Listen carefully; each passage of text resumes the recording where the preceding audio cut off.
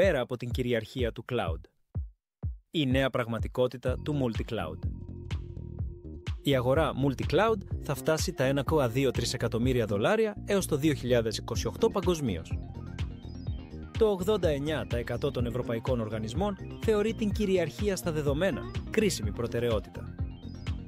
Η Data Act και GDPR έχουν ήδη επιβάλει πρόστιμα έως 20 εκατομμύρια ευρώ.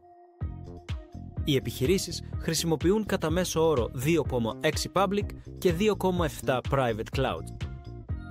Οι τεχνολογίες container επιτρέπουν την απρόσκοπτη μεταφορά workloads μεταξύ διαφορετικών cloud providers.